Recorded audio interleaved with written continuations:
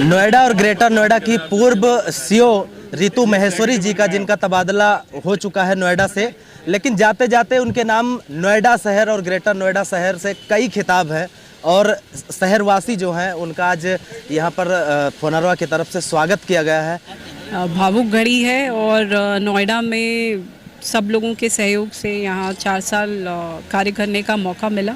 बहुत सारी चुनौतियाँ थी, कोविड भी बीच में था, लेकिन प्रयास किया गया और शहर में चाहे स्वच्छता है, चाहे प्लांटेशन है या इंफ्रास्ट्रक्चर है या जो शहर का एक विकास की धुरी है, इंडस्ट्रीज़ और यहाँ का इन्वेस्टमेंट, सभी में बहुत इन 4 वर्षों में विकास हुआ। तो मैं शहरवासियों को और स्पेशली आज यहाँ फुनरवा जिन्होंने मुझे यहाँ आमंत्रित किया, सम्मानित किया, मैं उनकी बहुत आभारी हूँ। और हमेशा मेरी यही कोशिश रहेगी कि उत्तर प्रदेश में मैं कहीं भी रहूँ, अगर नोएडा के लिए कुछ करने का, नोएडा या ग्रेटर नोएडा जहाँ मैं यहाँ पे रही हूँ, तो जहाँ भी रहूँ काम करने का मौका मिले और यहाँ के कार्यों को और आगे बढ़ाने का मौका मिले, तो ये मेरे पूरा प्रयास रहेगा कि यहाँ के विकास को और आगे बढ़ाऊँ।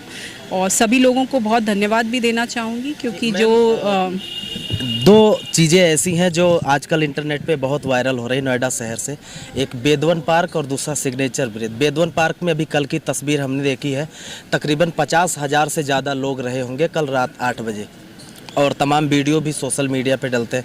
कैसे मन में आया था कि ऐसे सेंटर की जगह पे बेदवन स्थापित किया? और देखिए, शहर में इंडस्ट्री बहुत है, शहर में मॉल्स भी बहुत हैं, लेकिन शहर से जुड़ा हुआ या हमारी संस्कृति से जुड़ा हुआ ऐसा कोई भी स्थान नहीं था जहां लोग जा पाएँ।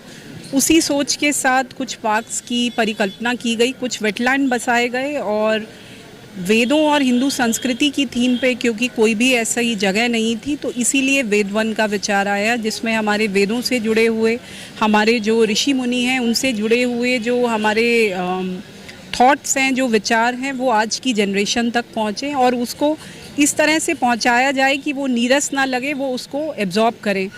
तो उसको लाइट एंड साउंड शो और वहाँ जो स्कल्पचर्स लगे हैं, जो बोर्ड्स लगे हैं, उनके माध्यम से पहुँचाने का प्रयास किया गया है। और जैसा आप खुद बता रहे हैं कि वेदवन जैसी जगह जहाँ पे हम एक प्राचीन संस्कृति को सीख रहे हैं, लेकिन 50,000 लोग या जितने भी लोग बड़ी संख्या में आ रहे हैं और बच्चे भी बहुत आ रहे हैं, तो मुझे लगता है वो उद्देश्य पूरा हुआ। जहाँ एक ग्रीन एरिया, एक पार्क विकसित हुआ, सबसे महत्वपूर्ण हमारी संस्कृति का जो प्रचार है, हमारे जो लोगों ने हमें जो सीख दी है वो आगे बढ़ रही है, तो ये बहुत अच्छी चीज़ है। 4 साल का लंबा कार्यकाल और चुनौतीपूर्ण कार्यकाल, क्योंकि कोरोना काल भी इसी में लागू होता है, लंबा वो भी संकट का समय था। ऐसे में कुछ ऐसे वर्क या कुछ ऐसे आपके काम रहे हों जिसको आपने सोचा हो कि हमारे कार्यकाल में ही पूरा हो जाए, अभी वो अधूरे रह रहे हैं? मैंने अभी यहाँ भी बताया, जैसे जो गंगा जल है वो लगभग लास्ट में पहुँच गया है, लेकिन क्योंकि एक जगह का डिस्प्यूट था गाज़ियाबाद में, सिर्फ 100 मीटर जगह का, जो वहाँ से हमें लगभग 2 साल से वो लैंड डिस्प्यूट वहाँ नहीं सॉर्ट आउट हो पाया और अभी पिछले 2 महीने पहले ही सॉर्ट आउट हुआ है। वो अगर हो जाता तो गंगा जल की परियोजना अब तक पूरी होके चालू हो चुकी होती। तो गंगा जल की परियोजना और जो हमारी नई मेट्रो लाइन है, ग्रेटर नोएडा एक्वा लाइन का एक्सटेंशन जो है, वो भी अब फाइनल स्टेजेस पे है, लेकिन वो नहीं हो पाया। नई सिटी बस जो हम एक अलग तरीके से चलाना चाह रहे थे, जिसका अब टेंडर निकालना था हमें, वो भी अभी धरातल पे नहीं उतर पाया। और हमारा अथॉरिटी का ऑफिस जो लगातार खिंचते खिंचते हमारे अब ये लास्ट तक जा रहा है और मुझे लगता है साल के अंत तक ही हो पाएगा। और नया गोल्फ कोर्स, नया हेलीपोर्ट, तो कई प्रोजेक्ट्स हैं, क्योंकि कोई प्रोजेक्ट शुरू होता है, कोई ख़त्म होता है, तो मुझे लगता है हज़ारों करोड़ के projects, multi level parking, stadium, underpasses, flyovers, roads, bridges, parks बने, लेकिन 7-8 प्रोजेक्ट्स थे जो मैं चाहती थी कि नोएडा को मैं पूरा करके देखे जाऊं, लेकिन कभी ना कभी तो वो पूरे होंगे ही। और मुझे उम्मीद है आगे जो टीम है अथॉरिटी की, जो नए सीईओ आए हैं, वो निश्चय ही निष्ठा के साथ मेहनती हैं, वो तो अच्छा काम करेंगे, इनको आगे बढ़ाएंगे। तो ये, क्योंकि ये आना जाना लगा रहता है, काम चलते रहते हैं, लेकिन एज ऑफिसर आपको लगता है जहां आप हैं वहाँ लोगों के लिए ज़्यादा से ज़्यादा कंट्रीब्यूट कर पाएँ। फोनरवा की पूरी टीम हमारे साथ में मौजूद है। आज स्वागत किया गया यहाँ की पूर्व सीओ रितु महेश्वरी जी का, योगेंद्र शर्मा जी और उनके साथ तमाम RWA सेक्टर से जुड़े लोग हमारे साथ में मौजूद हैं। जानते हैं किसी अधिकारी का आना जाना लगा रहता है, लेकिन उसकी प्रशंसा उसके जाने के बाद भी होती है, क्योंकि अगर उसका कार्यकाल वास्तव में अच्छा हो। कुछ ऐसे ही बदलाव, ऐसे ही परिवर्तन नोएडा में हुए। यही वजह है कि किसी अधिकारी के जाने के बाद में फोनरवा टीम ने शानदार तरीके से रितु महेश्वरी जी का यहाँ पर स्वागत किया है। कैसे मन में आया था कि अधिकारी की विदाई इस अंदाज में किया जाए फोनरवा? देखिए संजय जी, जैसे आपने बताया कि अधिकारियों का आना जाना लगा रहता है, लेकिन कुछ अधिकारी ऐसे होते हैं जो छाप छोड़ते हैं, जिनमें रितु महेश्वरी ऐसी हैं जिन्होंने यहाँ पे शहर में छाप छोड़ी है। हर क्षेत्र में, नोएडा के हर विकास के क्षेत्र में उन्होंने काम किया है। कोई क्षेत्र ऐसा नहीं रहा जिसमें उन्होंने काम नहीं किया। बहुत सारी उपलब्धियां उन्होंने अपने वक्तव्य के माध्यम से बताई हैं, और हम सब भी इस चीज़ से सहमत हैं कि उन्होंने शहर के विकास के लिए बहुत बड़ा काम किया है। स्वच्छता लेके, सड़कों के निर्माण के लेके, जो भी चिकित्सा के क्षेत्र में, हर क्षेत्र में उन्होंने काम किया है। आप फोनरवा के अध्यक्ष हैं, कंधे पे बड़ी जिम्मेदारी, क्योंकि तमाम सेक्टर आपके उसमें जुड़े हैं। कई लोगों के ऐसे भी आते होंगे कि सेक्टर RWA के वो ये प्रस्ताव है और आगे जाना चाहिए। ऐसे सिचुएशन में आप जब मैम से मिलते थे तो क्या वहाँ पर किस तरीके की बात? देखिए, बहुत सारे काम ऐसे होते हैं जब अधिकारियों को बताए जाते हैं कि कुछ काम होने वाले होते हैं, कुछ काम नहीं हो सकते, कुछ चीज़ें ऐसी होती हैं, लेकिन वो सकारात्मक रूप से उन्होंने उन चीज़ों को सुना है और सकारात्मक रूप से उन्होंने आगे के लिए कार्रवाई की है। कैसा अनुभव रहा उनके कार्य का?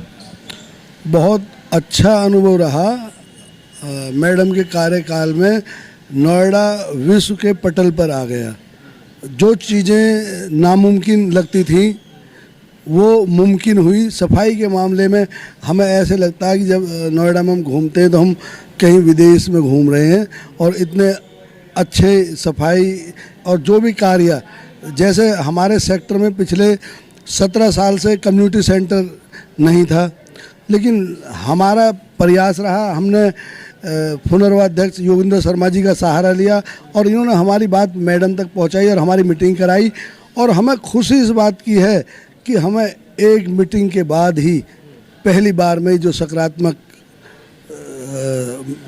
सकारात्मकता जो हमें दिखी, और हमारा आज उसका नतीजा ये है कि हमारे यहाँ काम शुरू हो गया है। मैडम के अलावा यहाँ कोई अधिकारी इतना स्ट्रिक्ट और सख्त नहीं आया, समझ रहे हो। मैडम जिस दिन से आई हैं, इंक्रोचमेंट इतना नोएडा में था, जिनकी अरबों की प्रॉपर्टी थी, समझ रहे हो, वो भी मैडम ने ढाक के उसको भी अच्छा बना दिया।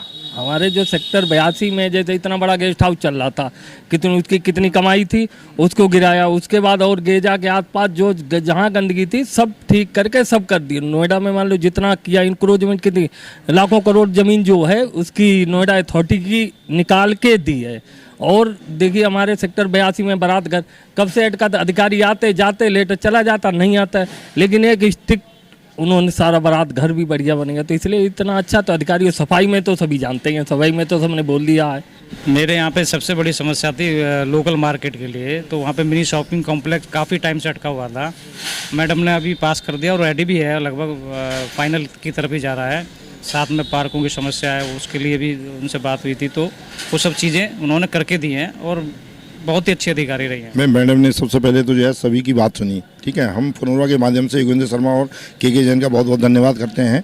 मैडम ने जो 30 जनवरी 2023 को मीटिंग रखी थी अपने चैम्बर में, उसे सेक्टर 53 में 6 पॉइंटों का वादा किया था, ठीक है। नंबर 1 बात, जो हमारा नाला था 15 साल से रुका हुआ था, और जो कि राजनीतिक और जो हमारे यहाँ 10 एक नेता थे उनकी वजह से रुका हुआ था, वो नाला चरण पे बन गया और बरातघर का भी टेंडर हो गया, आगे नाला भी बनेगा। और मैडम के बाद जितनी बार भी हम गए हैं योगेंद्र शर्मा जी और के जैन के मार्फत हमारे को हमेशा काम मिला। और मैडम जो है अधिकारियों को सख्त निर्देश देती है। कल ही हमारे यहाँ जो है ना अतिक्रमण को हटाया गया है, मैडम के जाने के बाद भी तुरंत अतिक्रमण हटाया गया है। और हमें जो है फोनरवा का मतलब बहुत बहुत मार्फत फोनरवा है और RWA जो है काम करने वाली टीम है।